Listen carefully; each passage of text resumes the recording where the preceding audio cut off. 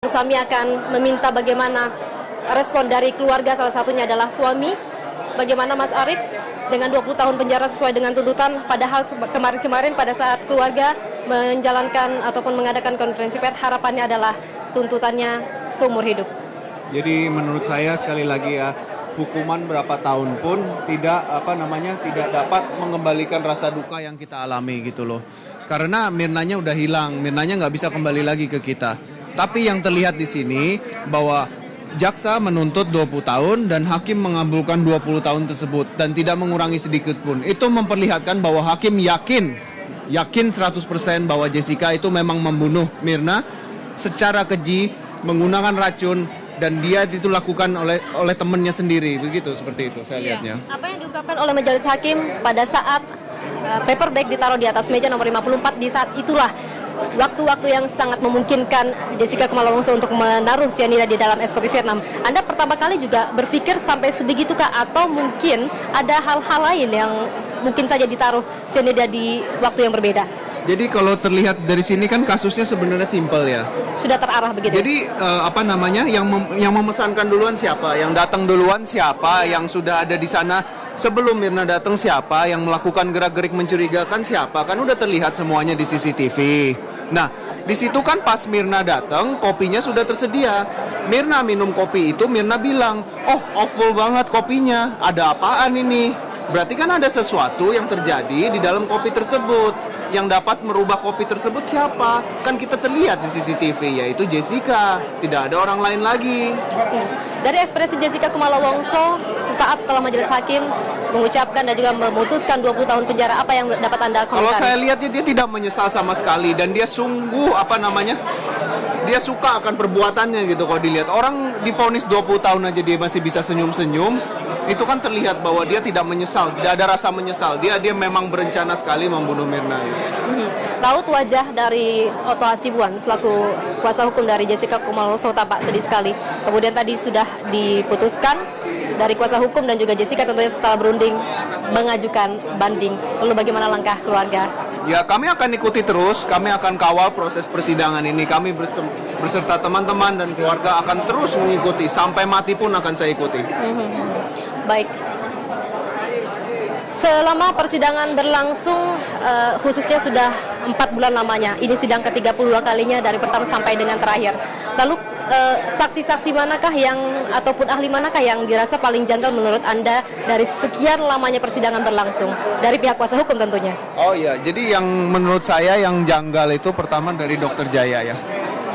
Dia kan jelas-jelas yang mengembalm, yang melakukan formalin terhadap Mirna. Kalau memang dia mencurigai sesuatu, harusnya dia ngomong ke polisi, "Bu, ini nggak bisa diformalin. Ini ada sesuatu yang aneh. Ayo kita minta request otopsi bareng gitu loh." Tapi ini enggak, dia malah nyanyi-nyanyi sambil menyayat Mirna yang bagian pahanya, mengeluarkan darahnya semua, dia sembur formalin gitu loh. Itu kan menghilangkan jejaknya. Itu padahal dia dokter gitu loh. Dokter forensik. Walaupun di sini sebenarnya juga menjadi pertimbangan adalah tidak dilakukannya otopsi sebenarnya, walaupun tadi akhirnya juga majelis hakim sudah mengungkapkan bahwa terbukti secara sah meyakinkan Jessica Kumalo Wongso melakukan tindak pidana, yaitu merampas nyawa orang lain. Lalu sebenarnya apa yang akan dilakukan oleh pihak keluarga sendiri setelah persidangan ini telah berakhir? Banding akan berjalan, lalu apa lagi yang akan dilakukan? Ya, kami akan terus mengawal ini. Kami berserta keluarga pastinya setelah ini akan melakukan perundingan ya. Kita nanti akan menentukan langkah-langkah ke depannya bagaimana, dan dari situ kan bisa terlihat. Selama persidangan berlangsung, adakah kontak dari pihak keluarga Jessica Kumalo Wongso? Sama sekali tidak ada. Yang kita alami malah kita diarahkan. Jadi kayak seperti yang seperti Pak Hakim bilang, yang si Sandy itu diarahkan, ditanyain, gimana hasilnya, udah keluar belum? Jadi seolah-olah dia takut gitu akan hasilnya. Terus dia mengarahkan bahwa kopinya yang bermasalah, kopi Vietnam, biji kopi Vietnamnya ya, yang bermasalah, bukan kopinya sendiri, minuman kopi tersebut. Seperti itu. Berkaitan dengan es kopi Vietnam ataupun biji kopi yang tadi katanya bermasalah, kemudian majelis hakim juga menjadikan ini sebagai sebuah keputusan, di mana waktu itu pernah Sandy dikirimi link berita bahwa kopi mengandung racun. Dan tentu Anda juga merasa seperti apa ketika link itu ternyata juga menjadi pertimbangan majelis hakim? Jadi gini, kan orang itu pasti berasa aneh dong kalau misalnya ini temannya meninggal depan dia dan dia tidak peduli akan temannya tersebut.